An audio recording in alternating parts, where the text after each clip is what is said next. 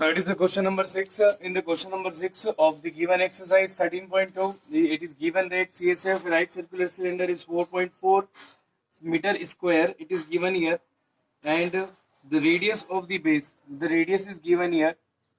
Radius R is equal to 0.7 और metre यहाँ पर दी गई है, और उसने इसमें पूछा है फाइंड, हमें हाइट फाइंड करनी है, हाइट एच हमें फाइंड करनी है।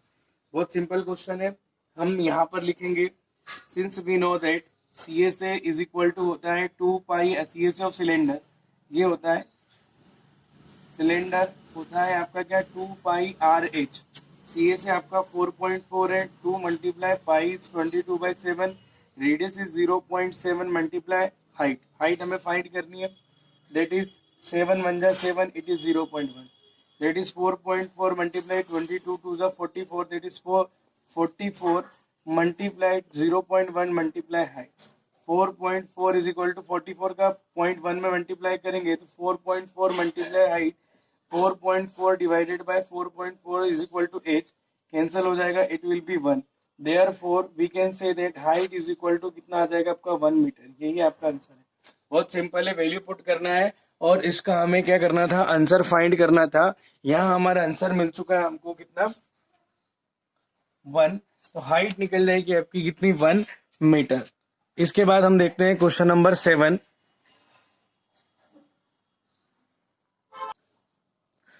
हम बात करते हैं यहाँ पर क्वेश्चन नंबर 7 में। क्वेश्चन नंबर 7 में हमारे पास दिया हुआ है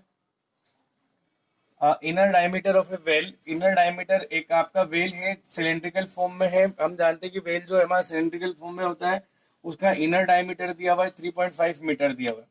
हमने यहाँ पर पहले रेडियस निकाल ली, 3.5 डिवाइडेड बाई 2, ये रेडियस हो जाएगी। हम इसको डिवाइड करके भी सॉल्व कर सकते हैं, लेकिन हम यहाँ डिवाइड नहीं कर रहे क्योंकि कैलकुलेशन हमारे लिए सिंप्लीफाई हो जाएगी। उस सर्कुलर आपका वेल है, उसकी हाइट दे रखी है कितनी, 10 मीटर। अब इसमें सबसे मेन क्वेश्चन ये उठता है कि यहाँ पर इनर डायमीटर दिया हुआ है, यहाँ पर कोई एक्सटर्नल डायमीटर नहीं दे रखा है, इसलिए हमें कोई चिंता करने वाली कोई बात नहीं है। हम इनर डायमीटर को ही डी मान लेंगे और यहाँ पर क्या कर लेंगे, रेडियस आर मान लेंगे। अगर हमारा इनर एक्सटर्नल अगर ऐसा होता तो फिर हम D1 D2 और R1 R2 को कंसिडर करते हैं, लेकिन यहाँ पर कोई दिक्कत वाली बात नहीं, केवल इनर दे रखा है। फर्स्ट क्वेश्चन हमारा इसने पूछा है इनर सीएसए, यानी कि हमको क्या करना है, inner CSA curve surface area find करना है। तो ये होता है आपका कितना, 2 pi r h, 2 multiply 22/7 multiply radius, radius हो गई अपनी 3.5 डिवाइड बाई 2 मल्टीप्लाई कितना आ जाएगा, 10 आ जाएगा। ये हो जाएगा कैंसिल, ये आ जाएगा 22/7 मल्टीप्लाई 3.5 मल्टीप्लाई आ जाएगा 10, और 22 डिवाइड बाई 7 इसको हम लिख सकते हैं 35/10। समझाने की जरूरत नहीं है, पॉइंट हटेगा और उसका 1 और जो पीछे डेसिमल के पीछे जो डिजिट है उसका 10 आ जाएगा। ठीक है, 10 से 10 कैंसिल, 7 5 जा आ जाएगा, तो 22 इंटू 5 यानी कि हो जाएगा 110, 22 पंजे 110 होता है, और ये आ जाएगा आपका मीटर, और क्या निकल जाएगा, स्क्वायर। ये तो आपका क्या निकल गया, इनर सीएस है। बहुत सिंपल है। उसके बाद हम बात करते हैं दूसरे क्वेश्चन में, इसने लिखा है, आपको कहा है the cost of plastering this curved surface at the rate of ₹40 पर मीटर स्क्वायर। यानी कि हमको क्या करना है, मान लीजिए कि ये वेल है, ठीक है, तो इसका जो अंदर का जो कर्व्ड सरफेस एरिया है, ये अंदर वाला है ना, ये टोटल, इसको क्या करना है, प्लास्टरिंग करवानी है, जिसकी रेट क्या दे रखी है, उसने रेट दे रखी है ₹40 पर मीटर स्क्वायर।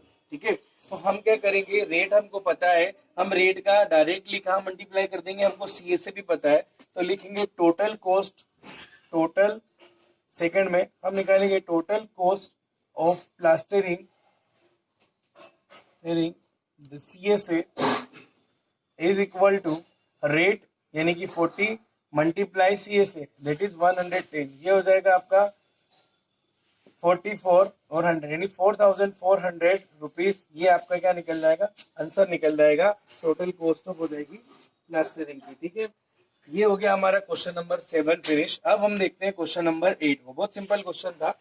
क्वेश्चन नंबर 8 देखिए,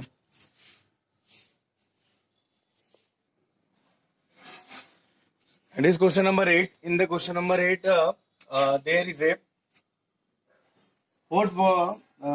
in a hot water heating system there is a cylindrical pipe of a length 28। ये देखिए आप, एक हमारे पास जो है सिलेंड्रिकल पाइप है दिया हुआ है, है ना।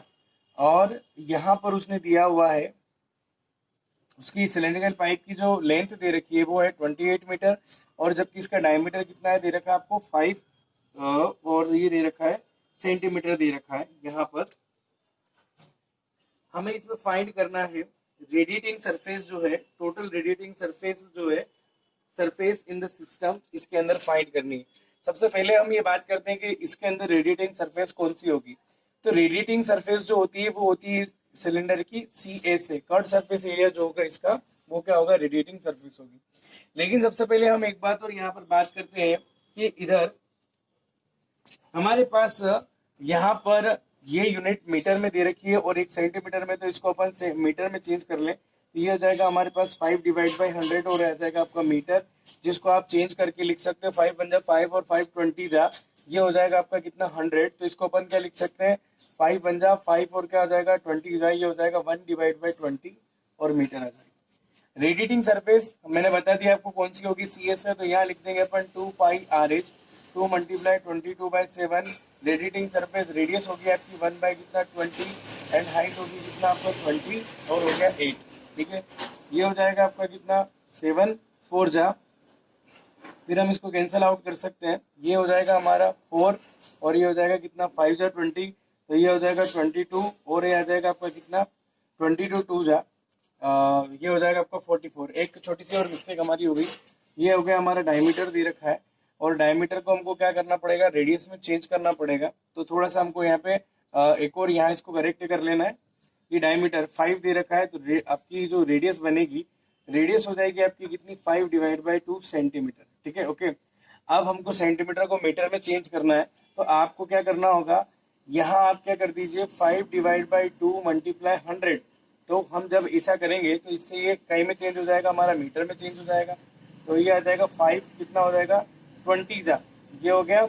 और ये हो जाएगा रेडियस आपकी जो निकलेगी वो हो जाएगी 1/2 2 जा कितना आ जाएगा 40 और ये मीटर, थोड़ा सा करेक्ट कर लीजिएगा, 1 कितना आ जाएगा 40 आ जाएगा। ठीक है, अब हम क्या करेंगे, मैं आपको एक बार और यहाँ से चेंज कर देता हूँ, उसको 22/7 हो जाएगा, रेडियस हो जाएगी आपकी कितनी 1/40 मल्टीप्लाई हाइट जो हो जाएगी इसकी 28 हो जाएगी। ठीक है, तो यहाँ क्या करेंगे 7 4 जा 28, 4 से 10 टाइम कैंसिल हो जाएगा, ये हो जाएगा 22 2 जा 44 इंटू 1 कितना हो जाएगा 10, दैट इज 44/10, यानी आ जाएगा 4.4 और आपका आ जाएगा मीटर और स्क्वायर, ये निकल जाएगा आपका टोटल आंसर। वो आपका पिछले वाला क्वेश्चन था, है ना, ये क्वेश्चन नंबर 8 हो गया। फिर समझा देता हूँ, लेंथ दे रखी है सिलेंड्रिकल पाइप की, डायमीटर दिया है, रेडियस अपन निकाल लेंगे, रेडियस के लिए डिवाइड बाई 2 करेंगे, ये सेंटीमीटर में मीटर में चेंज करने के लिए 100 से डिवाइड करेंगे इसको न्यूमरेटर को, तो यहाँ आ जाएगा 100 × 2, रेडियस हो जाएगी आपकी 1/40।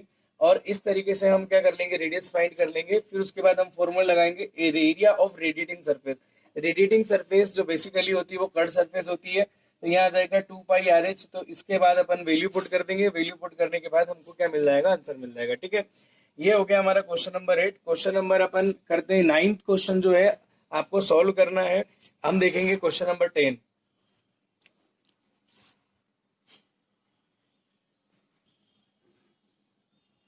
हम बात करते हैं यहाँ पर जो हमारे पास दिया हुआ है एक लैंप शेड आपको दिखाई दे रहा है फिगर में, इसका डायमीटर 20 सेंटीमीटर है, ये हमारा क्वेश्चन नंबर 10 है, 20 सेंटीमीटर है और इसकी हाइट 30 सेंटीमीटर दी है।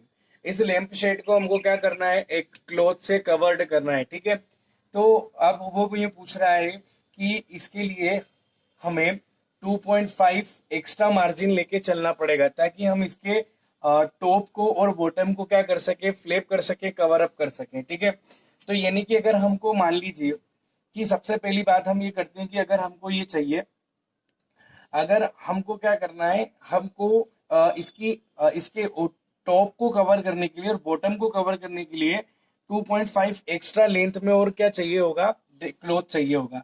तो हमने उसको लेंथ को इंक्रीज कर दिया, बेसिकली जो हाइट उस लैंप शेड में दी गई थी उस हाइट के लिए हमने यहाँ पर क्या कर लिया, वो लिख दिया 30 सेंटीमीटर, जबकि एक्स्ट्रा मार्जिन जो है 2.5 का जो हमें टॉप और बॉटम को कवर अप करने के लिए चाहिए वो हमने कैपिटल H मान लिया है, और उसके लिए हम लिखेंगे ये हो जाएगा 30, ये ना आ जाएगा प्लस 2.5 प्लस 2.5, यानी कि आ जाएगा आपका H इज इक्वल टू 30 और +5 हो जाएगा, दैट इज आ जाएगा 35 सेंटीमीटर।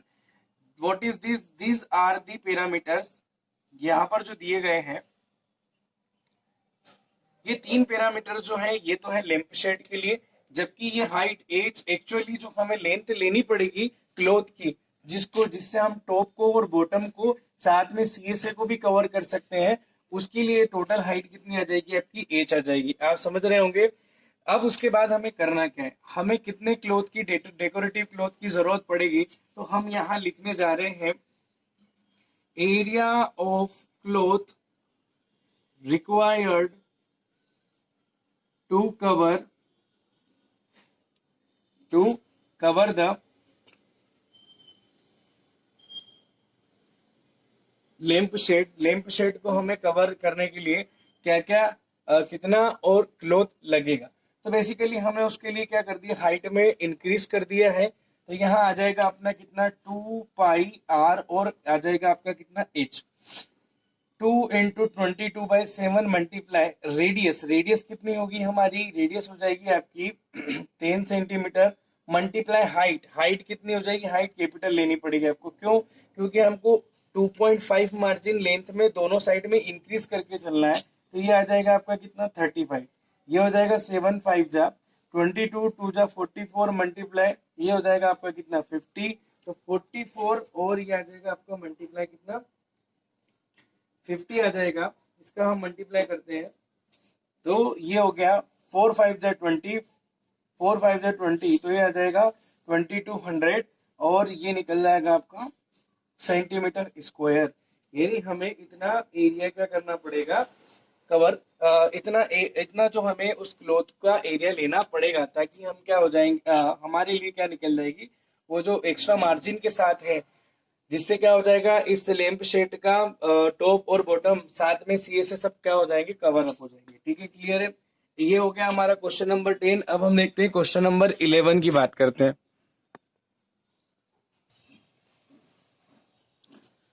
हमारे पास क्वेश्चन नंबर 11 है। क्वेश्चन नंबर 11 इसका हम सॉल्यूशन देखते हैं। सॉल्यूशन ऑफ क्वेश्चन नंबर 11 और यहाँ हमारे पास गिवन है। हम क्वेश्चन पढ़ लेते हैं। क्वेश्चन का इसमें जो मैं आपको एक्सप्लेन करता हूँ।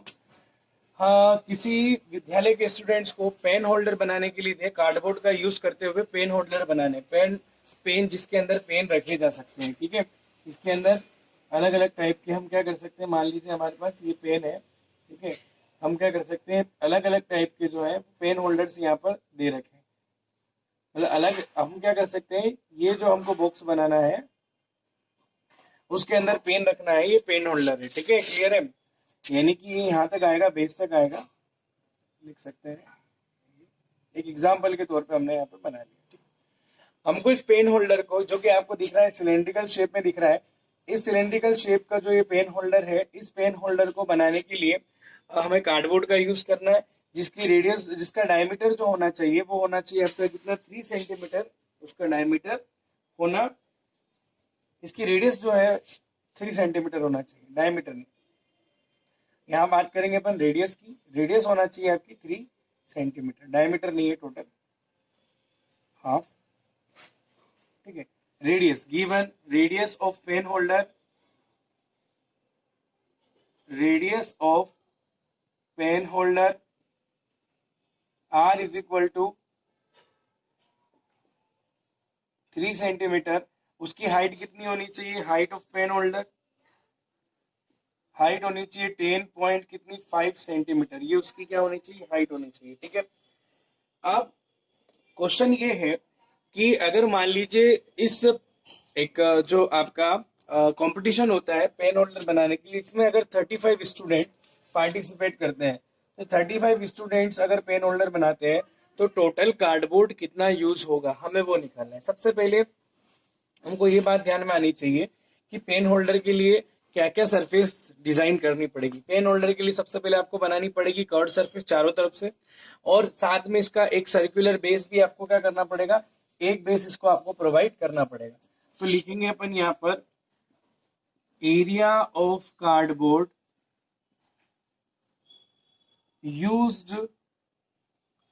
Used for making this pen holder by 35 student, directly हम निकाल लेते हैं 35 स्टूडेंट के थ्रू। तो सबसे पहले हम लिखेंगे 35 स्टूडेंट हो गए, मल्टीप्लाई। अब हमें क्या करना है कि एक स्टूडेंट जब इसको बनाएगा तो उसको क्या क्या लग रहा है, एक तो लगेगा कर्व सरफेस, तो यहाँ आ जाएगा सी ए से, ठीक है, प्लस कितना आ जाएगा सर्कुलर बेस। अभी सर्कुलर बेस यानी कि नीचे इसको बेस प्रोवाइड करना पड़ेगा। बेस होता है सर्कल के शेप में, और एरिया ऑफ सर्कल जो होता है यानी कि ये बेस हमको नीचे इस सिलेंडर के लगाना पड़ेगा, तभी पेन होल्ड हो जाएगा, है ना, अदरवाइज निकल जाएगा पेन। तो क्या आ जाएगा पाई आर और स्क्वायर, ये हो गया एरिया ऑफ सर्कल।